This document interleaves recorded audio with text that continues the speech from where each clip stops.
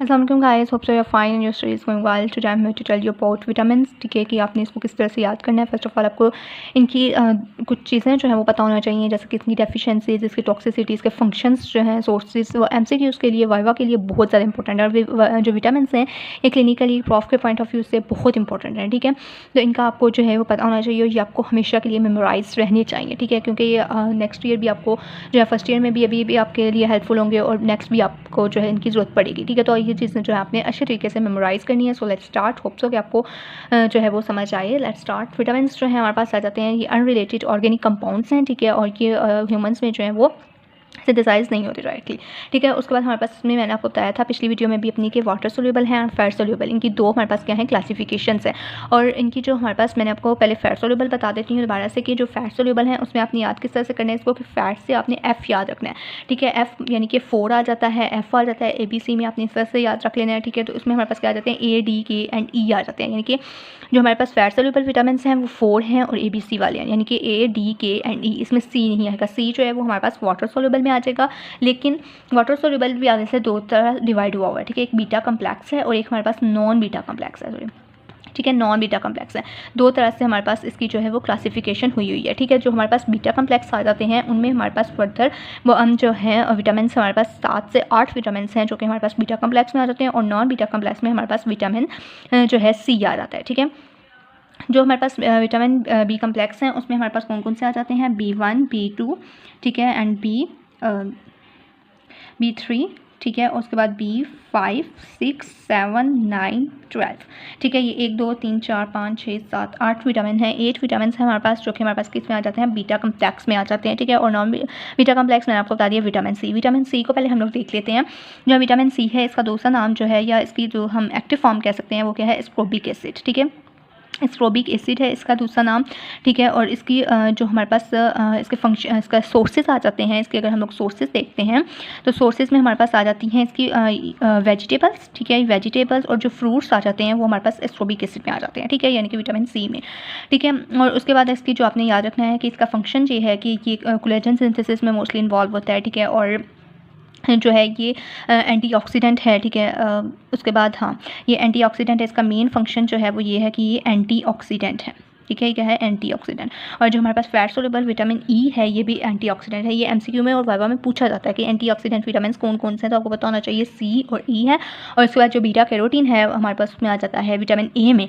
ठीक है, वो आपको मैं नेक्स्ट बताऊँगी। उसमें हमारे पास बीटा कैरोटीन आ जाते हैं। ये 3 जो है ये एंटीऑक्सीडेंट हैं, यानी कि ये जो हमारे पास क्रोनिक डिजीज़ होती हैं उनके उनमें जो है ये हेल्पफुल होते हैं। और उसके बाद जो है ये ठीक है, इसके आपने ये मेन चीज़ें याद रखनी है इसके MCQs के लिए। उसके बाद इसके सोर्सेज हो गए, इसका फंक्शन हो गया। ठीक है, उसके बाद आपने इसकी जो डेफिशिएंसी है वो याद रखनी है। डेफिशिएंसी इसकी जो है वो स्कर्वी है। ठीक है, ये मोस्ट इंपॉर्टेंट है, ये बहुत पूछी जाती है स्कर्वी। ठीक है, जो BDS स्टूडेंट्स हैं उनके लिए तो मोस्ट इंपॉर्टेंट है। वो आके जब सेकेंड ईयर में जाके पढ़ेंगे वहाँ पे भी रिलेटेड न्यूट्रिशंस और ये विटामिन वगैरह जो हैं उनके उसमें कम्युनिटी डेंटिस्ट्री बुक है उसमें भी है ये चैप्टर। तो ये आपने विटामिन का चैप्टर जो है और न्यूट्रिएंट्स का चैप्टर ये आपने अच्छे तरीके से करना है। ठीक है, ये आपको आगे भी हेल्पफुल होगा इंशाल्लाह। उसके बाद आपने स्कर्वी याद रखना है। स्कर्वी में आपने इसके साइंस एंड सिम्टम्स याद रखने हैं। उसमें हमारे पास जैसा क्या जाता है, टीथ से रिलेटेड है ये। ठीक है, आपने फर्स्ट ऑफ ऑल इसकी ये चीज़ याद रखनी है कि ये टीथ से रिलेटेड, यानी कि गम्स जो हैं वो स्वेल हो जाते हैं। उसके बाद ब्लीडिंग होती है। ठीक है, स्वेलिंग और ब्लीडिंग होती है, दर्द होती है, पेन। ठीक है, और ये चीज़ आपने इसमें याद रखनी है, गम स्वेलिंग्स हो जाती हैं। ठीक है, उसके बाद हमारे पास ये स्कर्वी आपने याद रखनी है, एंटीऑक्सीडेंट्स का फंक्शन याद रख लिया, इसके सोर्सेज याद रख लिए। ये 3-4 इसकी मेन चीज़ें हैं जो कि आपने याद रखनी है, और कोलेजन सिंथेसिस में ये इन्वॉल्व होता है। ठीक है, इसका ये फंक्शन आपने याद रखना है। और फर्दर जो है वो मैं आपको बुक से जो है मैं अलग वीडियो में आपको बता दूँगी इसके बारे में। ठीक है, उसके बाद हमारे पास आ जाता है विटामिन आ जाते हैं बीटा कम्प्लेक्स। इसमें विटामिन B1 जो है इसमें हमारे पास नाम इसका आ जाता है थायामीन। ठीक है, इसका नाम क्या है, थायामीन। और B2 जो है इसका हमारा नाम है, इसका नाम होता है राइबोफ्लेविन। ठीक है, राइबोफ्लेविन। देन हमारे पास आ जाता है B3 हम कहते हैं नियासिन। ठीक है, इसका एक्टिव फॉर्म आप कह सकते हैं या इसका दूसरा नाम कह सकते हैं। ठीक है, अदर नेम। उसके बाद B5 आ जाता है। B5 जो है हमारे पास पेंटाथोनिक एसिड आ जाता है। Pantothenic acid, sorry, pantothenic acid. ठीक है, उसके बाद हमारे पास B6 आ जाता है। B6 जो है वो हमारे पास आ जाता है पैराडॉक्सिन। पेडॉक्सिन, पेडॉक्सोल, ठीक है, ये इसके बुक पे भी लिखे हुए हैं, 3 नाम है इसके, ठीक है। उसके बाद हमारे पास आ जाता है B7, इसमें हमारे पास आ जाता है प्योरटिन, ठीक है। उसके बाद हमारे पास B9 फोलिक एसिड, ठीक है, और B12 जो है वो हमारे पास कोबालामीन आ जाता है, ठीक है। तो ये जो नाम है इसके, ये आपको पहले याद होने चाहिए, ठीक है। ये MCQs में भी पूछे जाते हैं, वाइवा में भी पूछे जाते हैं, वो पूछ लेते होते हैं कि जो हमारे पास विटामिन B5 है उसका दूसरा नाम क्या है, ठीक है। या हमारे पास जो B1 या थायामीन पूछ लेते हैं, थायामीन का दूसरा नाम क्या है, ठीक है। तो ये आपको पता होना चाहिए सारे नाम। उसके बाद आपने इसको याद किस तरह से करना है, इसके नमूनिक आपने किस तरह से बना लेने हैं। B1 2 1 2 3 आपने पहले याद किया, ठीक है, 1 2 3, और साथ आपने याद रख लेना है TNR, ठीक है। TNR भी याद रख सकते हैं, TRN भी याद रख सकते हैं, ठीक है। जो हमारे पास ट्रांसफ़र RNA की RNA की जो टाइप है हमारे पास ट्रांसफ़र RNA, उससे आपने याद रख लेना है TRN याद रख सकते हैं, TNR याद रख सकते हैं, जो आपको ठीक लगे, ठीक है। और 1 2 3, और ये आपने याद रखना है कि IIRN में, ठीक है। तो II वाले जो हैं वो हमारे पास 1 2 3 में से ही कोई होंगे, ठीक है। तो थायामीन, राइबोफ्लेविन, नियासिन, ठीक है, ये आपको हिंट्स इसकी मिल जाएंगी, ठीक है। MCQs में क्योंकि ये पूछे जाते हैं कि राइबोफ्लेविन जो है वो विटामिन B1 है, 2 है, 3 है, 4 है, कौन सा है, तो आपको पता होना चाहिए कि आई वाले जो थे वो B1 2 3 में से थे, उसमें से कौन सा हो सकता है। TRN आपने याद रखा होगा तो आपको पता चल जाएगा R यानी कि B2, ठीक है। उसके बाद हमारे पास आ जाता है विटामिन B5 6 और 7, ठीक है। इसमें पेंटाथोनिक एसिड आ जाता है, पेरोडॉक्सिन, एम्बियोटिन। इसका जो आपने निमोनिक याद रखना है वो भी इनके फर्स्ट वाले नाम से याद रख लेना है, सिंबल से P2B, सॉरी, ठीक है, P2B आपने याद रख लेना, ठीक है। उसके बाद हमारे पास फोलिक एसिड एंड कोबालामीन, इसमें आपने FC से याद रख लेना है, यानी कि KFC से आप याद रख सकते हैं, ठीक है। तो इस तरह से आपने निमोनिक्स याद रखने हैं, और इसके 8 हैं, और ये आपको आने चाहिए, आपके फिंगर टिप्स पे होने चाहिए, क्योंकि MCQ जो है इसको क्वेश्चंस बना के पूछ लेते होते हैं। इसको विटामिन जो है वो हैं ईजी, लेकिन पेपर में जो है ये इसको जो है वो उल्टा सीधा करके उन्होंने पेपर में पूछा होता है, ठीक है। MCQs में भी और SCQs में भी, और इसके मोस्टली जो है वो सिनेरियो बेस्ड क्वेश्चंस आते हैं, ठीक है। तो वो आपको फिर पता होने चाहिए कि अगर थायामीन से रिलेटेड आया हुआ है तो थायामीन हमारे पास B1 है, B2 है, B3 है, क्या है, इसकी डेफिशिएंसी से पूछा हुआ, डेफिशिएंसी वेरी वेरी जिसकी डेफिशिएंसी है वो वेरी वेरी डेफिशिएंसी दिया होगा तो पूछेंगे कौन सा विटामिन। MCQs में B1 B2 B3 लिखेंगे, थायामीन नहीं लिखेंगे, तो आपको भी पता होना चाहिए कि वेरी वेरी थायामीन था, थायामीन क्या है, B1 है, ठीक है। तो इस तरह से MCQs आते हैं और ये आपने करने हैं, ठीक है। और वाइवा में भी इसी तरह से पूछा जाता है, ठीक है। तो ये हमारे पास जो है आपने FC जो है कि FC से याद रख लेना है, ये P2B से याद रख लेना है आपने, ठीक है। और उसके बाद हमारे पास जो है फर्स्ट वाले 3 हैं, ये आपने TNR से याद रख लेना है, ठीक है। उसके बाद हमारे पास आ जाती है इसकी, अब हम पढ़ेंगे डेफिशिएंसीज पढ़ लेते हैं पहले, ठीक है। इसकी जो डेफिशिएंसीज हैं हमारे पास, उसमें हमारे पास आ जाता है फर्स्ट ऑफ ऑल थायामीन की जो है 2 डेफिशिएंसीज हैं जो मोस्ट इंपॉर्टेंट हैं। बेरी है एक हमारे पास, ठीक है, बेरी, और दूसरी हमारे पास वर्निक कॉर्सेकोफ, ठीक है। ये 2 हमारे पास डेफिशिएंसीज हैं, वर्निक कॉर्सेकोफ, ठीक है, और बेरी। जो बेरी है इससे क्या होता है, एडिमा होता है और न्यूरोलॉजिकल प्रॉब्लम्स होती हैं, ठीक है। और जो वर्निक कॉर्सेकोफ है इससे क्या होता है, हेलुसिनेशन होती है, मेमोरी लॉस हो जाती है, ठीक है। ये 2-3 अपने पॉइंट्स जो हैं उसको याद रख लेने हैं, ठीक है। उसके बाद और डिटेल जो है वो मैं आपको इंशाल्लाह नेक्स्ट वीडियो में हर विटामिन की अलग बता दूँगी, ठीक है। उसके बाद हमारे पास आ जाते हैं, ये सिर्फ आप ओवरव्यू दे रही हूँ कि अगर आपने ये वीडियो देखी होगी अच्छे तरीके से और इसके अपने नोट्स आपने बना लिए होंगे तो आप ईजिली जो है इसको विटामिन के MCQ SCQ और वाइवा जो है वो आप सॉल्व कर सकेंगे, ठीक है। उसके बाद हमारे पास विटामिन B5 और B6 और B7 आ जाता है। B5 में हमारे पास पेंटाथोनिक एसिड है, ठीक है, इसकी डेफिशिएंसी, ठीक है। जो हमारे पास विटामिन B2 है और इसकी डेफिशिएंसी जो है वो रेयर है, ठीक है, इतनी कॉमन नहीं है, ठीक है, रेयर है। उसके बाद हमारे पास जो B3 है नियासिन, ये मोस्ट इंपॉर्टेंट है, इसकी डेफिशिएंसी होती है प्लेग्रा, ठीक है। प्लेग्रा डेफिशिएंसी है जो कि इफेक्ट करती है स्किन पे, GI ट्रैक वगैरह पे, ठीक है, इसका ज़्यादा इफेक्ट होता है। और इसके उसके बाद हमारे पास और इसके साइन एंड सिम्टम्स जो हैं उनमें हमारे पास आ जाता है D3 मेनली, जो इसको याद किया जाता है D3 से, यानी कि डायरिया, डर्माटाइटिस और डेमेंशिया, ठीक है। और लास्ट पे जो है वो डेथ हो जाती है, ठीक है। उसके बाद हमारे पास जो है B5 आ जाता है। B5 जो है B6 और B7 इन तीनों की जो है वो रेयर है, ठीक है, इन तीनों की भी रेयर है, ठीक है। उसके बाद हमारे पास आ जाती है विटामिन B9 एंड B12। जो B9 है और B12 है, इन दोनों की वजह से क्या होता है, अनीमिया होता है, ठीक है, इन दोनों की वजह से अनीमिया होता है, ठीक है। फॉलिक एसिड से मेगालोब्लास्टिक अनीमिया एंड कोबालामीन से पर्निशियस अनीमिया होता है, ठीक है। यानी कि मेगालोब्लास्टिक अनीमिया यानी कि RBC जो हीमोग्लोबिन लेवल है उसका जो साइज़ है वो ज़्यादा हो जाता है। पर्निशियस अनीमिया यानी कि आयरन की डेफिशिएंसी हो जाती है, ठीक है।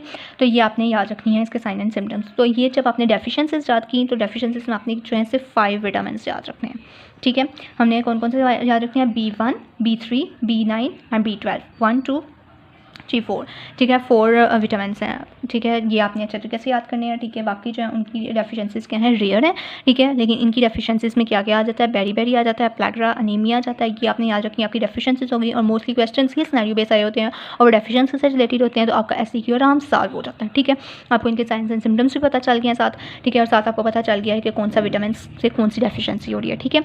तो आपके SCQ आराम से MCQ भी सॉल्व हो सकते हैं आपके, ठीक है। इंशाल्लाह होप सो कि आपको समझ आ रही होगी मेरी, ठीक है। उसके बाद हमारे पास आ जाता है नेक्स्ट, हमने इसकी डेफिशिएंसीज़ की, उसके बाद इसके सोर्सेज आ जाते हैं, ठीक है। सोर्सेज, ठीक है। उसके बाद इसके सोर्सेज आ जाते हैं। सोर्सेज में आपने जो है 4 चीज़ें जो है वो मेनली आपने याद रखनी है। एक आपने याद रखना है मीट, ठीक है, मीट, मिल्क, एग, ठीक है, and liver.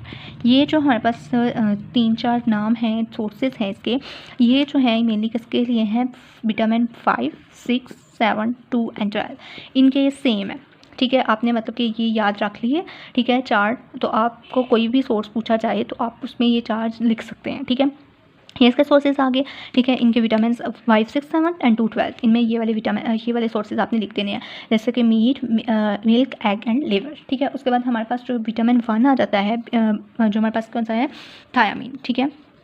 Thiamine vitamin B1 जो है, इसमें हमारे पास जो इसका सोर्स है वो कौन सा आ जाता है हमारे पास, ग्रेन्स एंड हेल्दी फूड्स, ठीक है। ग्रेन आ जाता है एंड हेल्दी फूड्स आ जाते हैं इसमें, ठीक है। ग्रेन, हेल्दी फूड्स आ जाते हैं, ठीक है। उसके बाद हमारे पास जो आ जाता है हमारे पास 12, ठीक है, वो भी मैंने आपको बता दिया, लिवर, मीट, एग आ जाता है। उसके बाद जो हमारे पास विटामिन B9 है, ठीक है, विटामिन B9, ठीक है। विटामिन B9 में हमारे पास आ जाती हैं वेजिटेबल्स, ठीक है, सिर्फ वेजिटेबल्स आ जाती हैं, ठीक है। उसके बाद हमारे पास आ जाता है उसके बाद हमारे पास विटामिन जो आ रहा है वो है विटामिन B7, ठीक है, 7 आ जाता है। इसमें आपने याद रख लेना है रॉ एग वाइट, ठीक है, वन के वही आ जाता है आपने, ठीक है, एग वाला आपने लेना।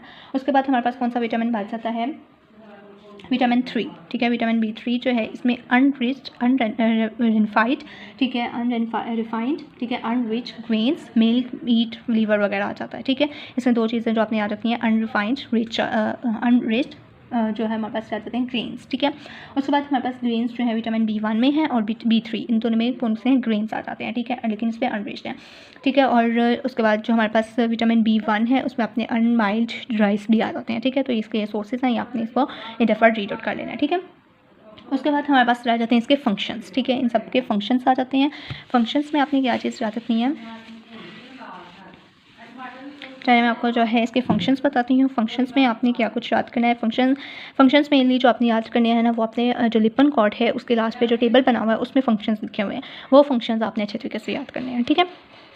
और उसमें से जैसे कि हमारे पास विटामिन B1 है, वो क्या उसके एंजाइम कंटेनिंग रिएक्शंस हो रहे होते हैं, ठीक है। उसके 2 रिएक्शंस हैं वो आपने करने हैं। उसके बाद हमारे पास जो है B3 एंड B2 आ जाता है, ठीक है। B2, B3 जो हमारे पास ट्राइबोफ्लेविन एंड नियासिन है, इन दोनों का फंक्शन ये है कि इलेक्ट्रॉन ट्रांसपोर्ट कर रहे होते हैं, ठीक है। उसके बाद जो हमारे पास B5 है वो एसाइल कैरियर होता है, और जो B6 है वो हमारे पास कोएंजाइम जो है वो उसमें अमीनो एसिड मेटाबॉलिज्म हो रही होती है, ठीक है, और कर रहा होता है। उसके बाद जो हमारे पास आ जाते हैं विटामिन B7 आ जाता है, उसमें कार्बोक्सिलेशन रिएक्शंस हो रहे होते हैं। और B9 और B12 जो है, इन दोनों में क्या हो रहा है, B9 जो है उसमें कार्बन की ट्रांसफ़र, 1 कार्बन जो है वो ट्रांसफ़र हो रहा होता है, ठीक है।